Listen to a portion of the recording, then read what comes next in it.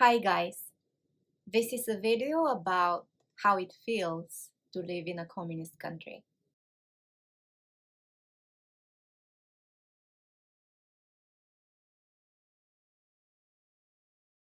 I think I mentioned in one of my videos that I'll make a separate video about that, so there you go, you have it now. I grew up in a country that was communist country. I think I didn't feel it very much when I was a child. I didn't feel what that meant to be in a communist country. But when I went to school later on, I definitely felt it. And compared to my parents and grandparents, I can say that I've been lucky because for my generation, it wasn't so harsh, it wasn't so strict. And yet, there were things that my brain couldn't comprehend. I couldn't understand why simple things like that can be forbidden. But let's start from the beginning. In primary school, you have to be part of the party.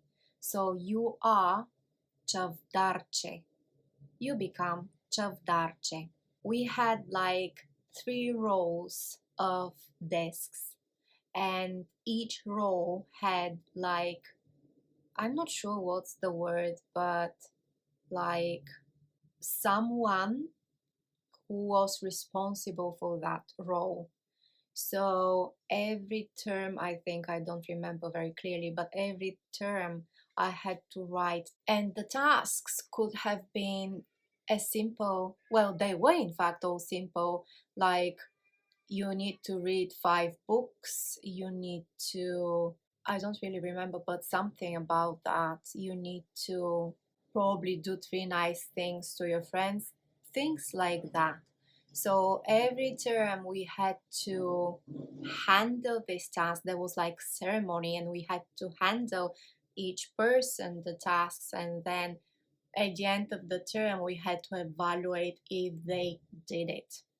There were no punishments, so we were trying to make the tasks as simple as possible. So then we were pionerce. Well, the difference was, I think we had white shirts, and I don't remember what kind of skirts, black, blue maybe, I don't know. But we had this tie. So for chavdarce was blue, I remember that. And for pionerce was red. So next was pionerce, and I was like the leader of the class. I'm not sure if I had to give this task again. I don't really remember. But I remember a case when someone threw a piece of paper, like a, no, it wasn't piece of paper.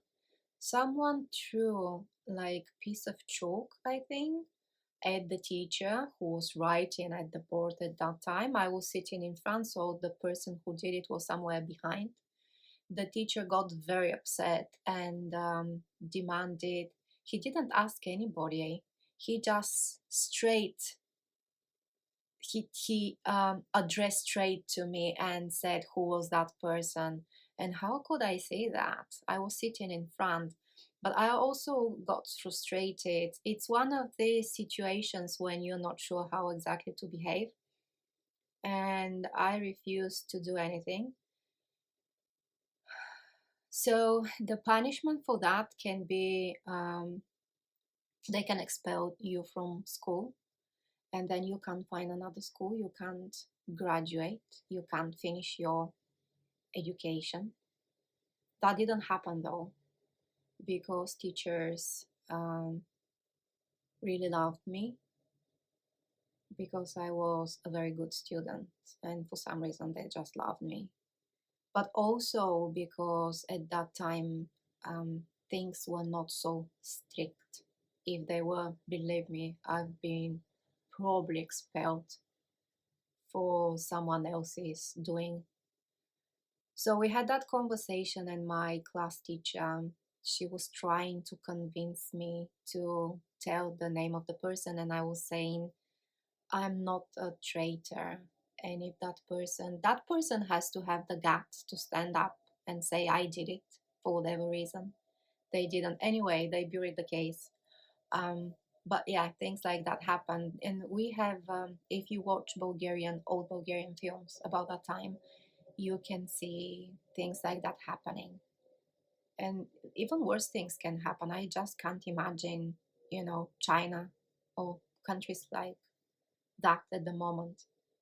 What can happen? People can disappear for simple things like that. You can think that's insane. That's ridiculous. Yeah, it is ridiculous. And then the question is, how much your life worth? Because for simple things like that, you can disappear like with no trace. So I'm saying that my generation was in a way lucky that things were not so strict at that time. I'm not sure if it was primary school. I remember one of my classmates was listening at that time.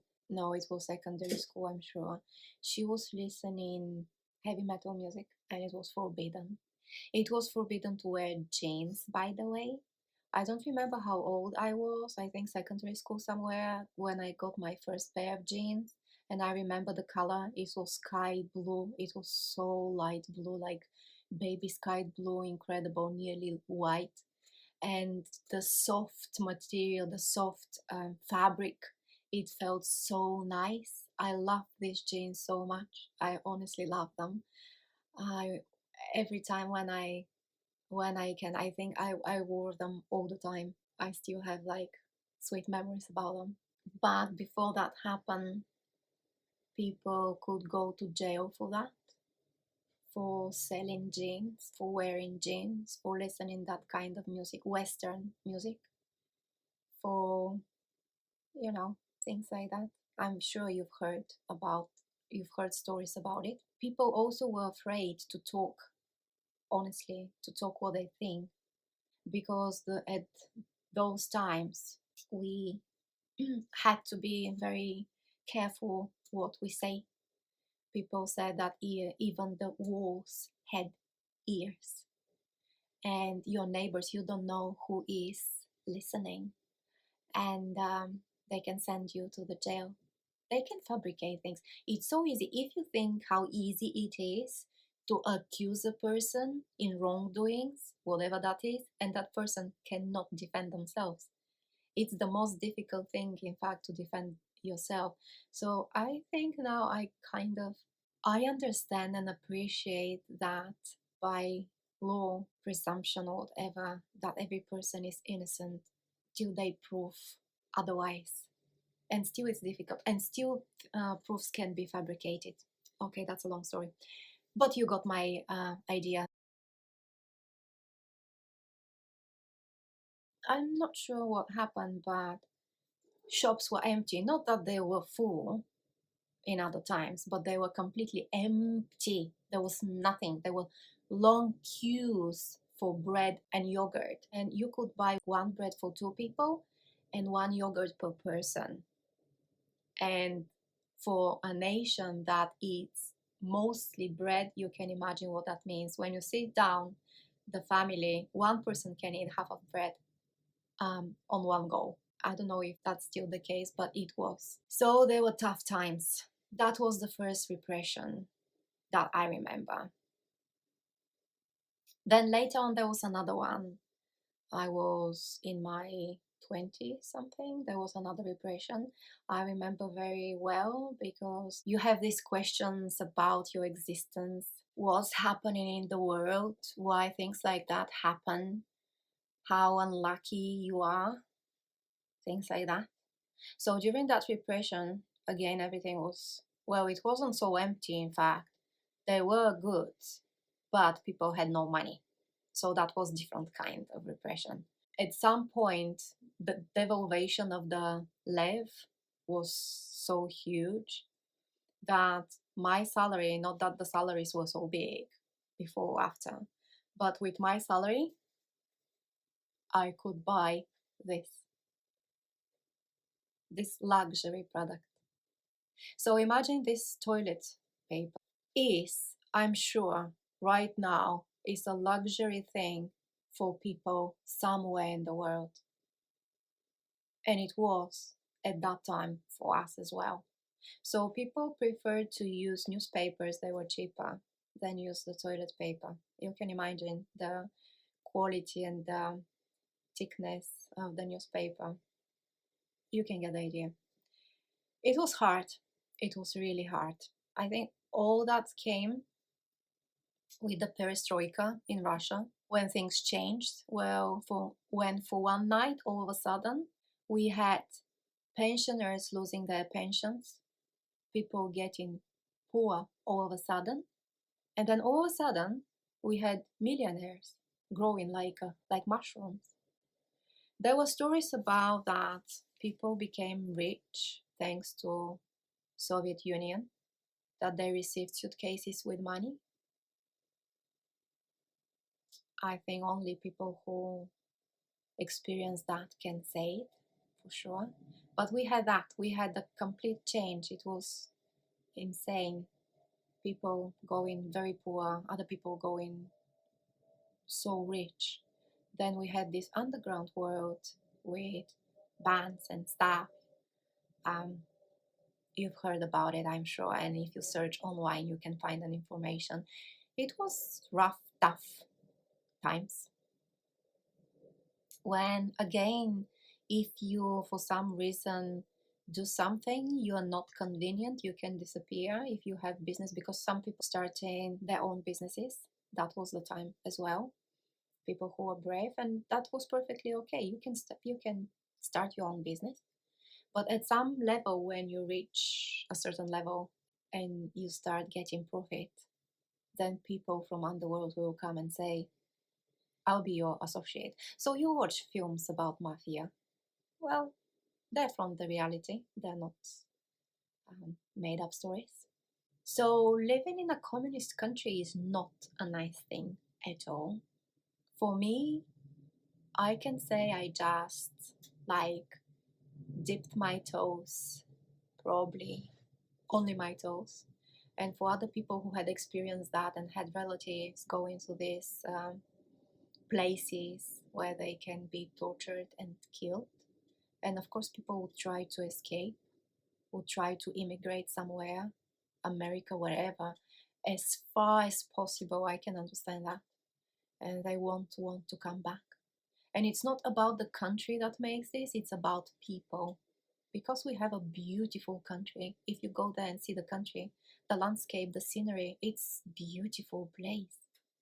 Unfortunately, people can make a piece of that, a piece like that, like a piece of paradise. They can make it in a place where other people won't want to live. It's not the case anymore. There are book stories written about it, you can read.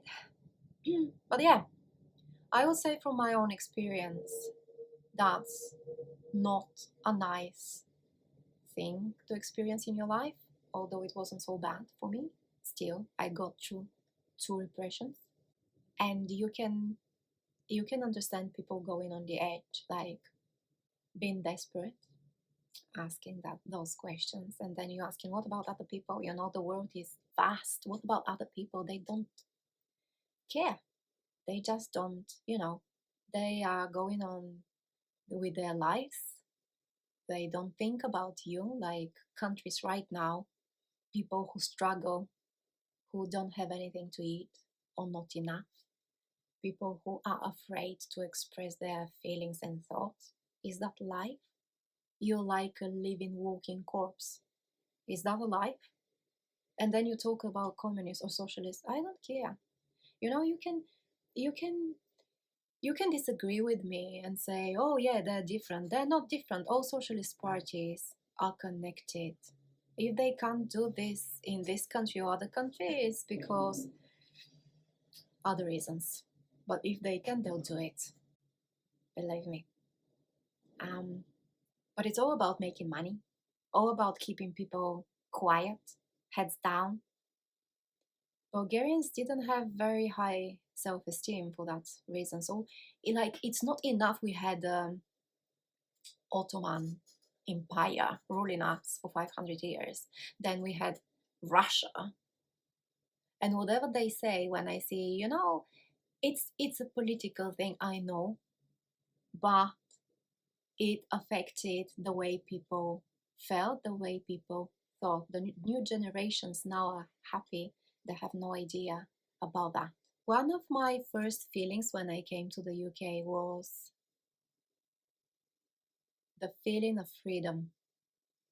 You probably won't understand, and you're lucky if you can't understand that feeling, but the feeling of freedom, to feel free, to understand how much oppressed you are, the information you had, the manipulations and everything, like you're a puppet who's been told what to think, what to do, what to eat, when.